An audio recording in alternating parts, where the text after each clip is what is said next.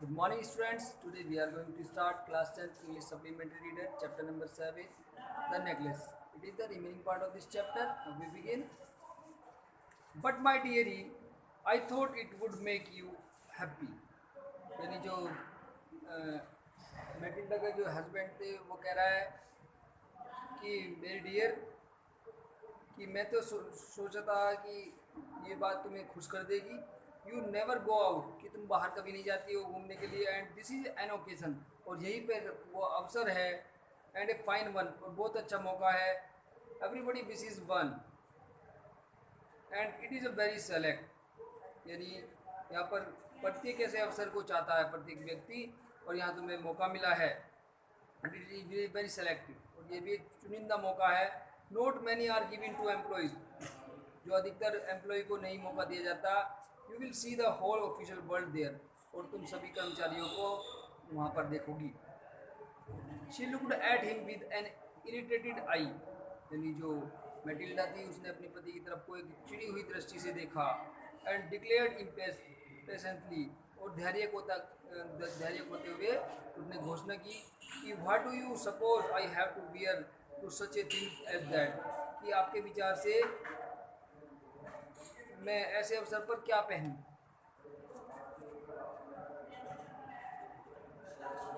He had not thought of that. He stammered means हकलाना, तो उसने इस पर बात पर ध्यान नहीं दिया, पर वो सिर्फ हकला कर बोला कि भाई the dress you wear when we go to the theatre, तुम उस ड्रेस को क्यों नहीं पहन लेती जो तुम थिएटर पर पहन के जाती हो। It seems very pretty to me, इसमें तुम मुझे बहुत सुंदर लगती हो।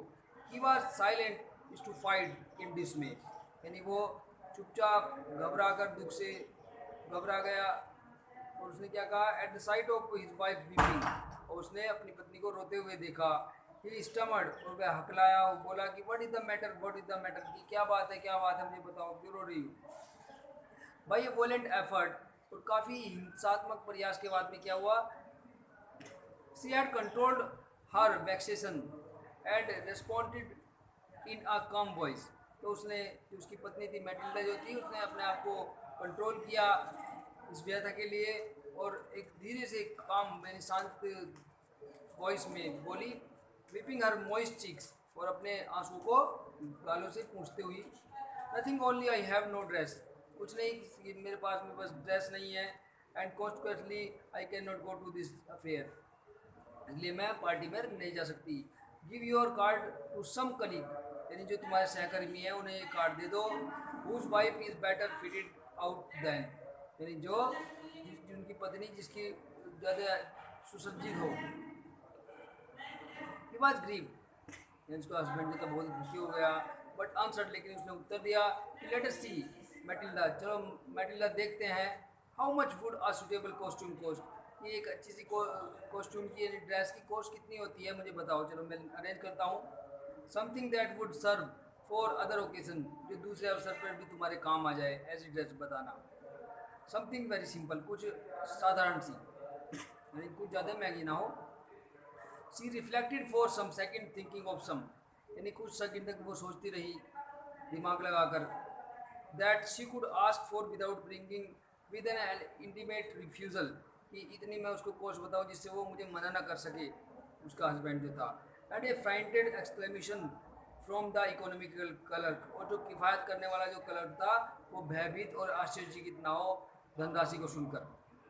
फाइनली ही सेड, अंत में उसने कहा मैटिल्डा ने अपने पति को, इन द हेजिटेटिंग वॉइस, संकोच की आवाज़ में, I can not tell exactly, ये मैं पूरी तरह तो बता नहीं सकती कि कितने रुपये की आ जाएगी वो dress, but it seems to me that 400 francs और टू कवर इट, कि मुझे ऐसा लगता है कि वो लगभग 400 फ्रैंक जो पैसे होते हैं उनकी काफ़ी होंगे, मतलब 400 फ्रैंक लाने के लिए। ही टर्न ए लिटिल पेल, वो इतने पैसे को सुनकर थोड़ा सा पीला पड़ गया उसका हस्बैंड जो था, भाई उसकी इनकम इतनी नहीं थी। For he had saved just this sum to buy a gun, यानी जो उसने अपने एक बंदूक खरीदने के लिए, शिकार करने के लिए उसने पैसे बचाए हुए थे, जिससे अगली गर्मियों में वो एक बंदूक खरीदे शिकार करने के लिए। That he might to be able to join some hunting parties the next summer, जो अगली गर्मियों में उसे पार्टी में यानी हॉन्टिंग शिकार की पार्टी में जाना था। With some friends who went to the शुक्ला ऑन संडे, यानी जो संडे में उसके जो मित्र थे वे चिड़िया शार्क को शूट करने की योजना बना रहे थे। नेवरदलेस फिर भी ही आंसर्ड, उसने उत्तर दिया उसके पति ने, वेरी वेल, चलो ठीक है, I will give you 400 friends, मैं तुम्हें 400 फ्रेंड्स हैं, मैं फ्रैंक दूंगा तुम्हें, but try to have a pretty dress, लेकिन तुम एक अच्छी सी ड्रेस लेना, कोशिश करना कि उसमें अच्छी सी ड्रेस आ जाए।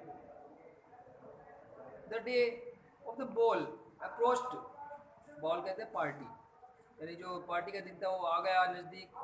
Mrs Loisel seemed sad, disturbed and anxious, में चिंतित, मिसिज लोयजल थी बहुत ही दुखी, डिस्टर्ब और चिंतित दिखाई दे रही थी। Nevertheless her dress was nearly ready, जबकि उसकी जो ड्रेस थी वो पूरी तैयार हो चुकी थी।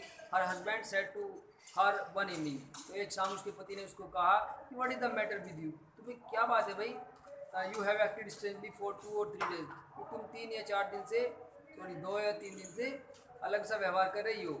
एंड शी रिस्पॉन्डेड, तो उस जो मैटिल्डा थी यहाँ, उसने उत्तर दिया कि I am vexed not to have a jewel, कि मैं परेशान हूँ क्योंकि मेरे पास में कोई ज्वेलरी नहीं है, nothing to add on myself with, जिससे मैं अपने आप को सजा सकूँ। I shall have such a poverty stricken look, यानी मैं तो बिल्कुल ऐसी लगूंगी जैसे कि गरीब लुक होती है। I would prefer not to go to the party, this party है, इसलिए मैं इस पार्टी में जाना पसंद नहीं करूँगी। ही रिप्लाइड, उसके पति ने उत्तर दिया, you can wear some natural flowers, कि तुम कुछ प्राकृतिक फूल लगा सकती हो सजावट के लिए। In this season they look very चिक, कि इस सीजन में वे बहुत ज़्यादा फैशनेबल लगेगी। ओके स्टूडेंट्स, इसी के साथ में एक पार्ट जो है फिनिश हो जाता है। नेक्स्ट वीडियो में नेक्स्ट पार्ट करते हैं इस चैप्टर का। Okay, take care, bye bye.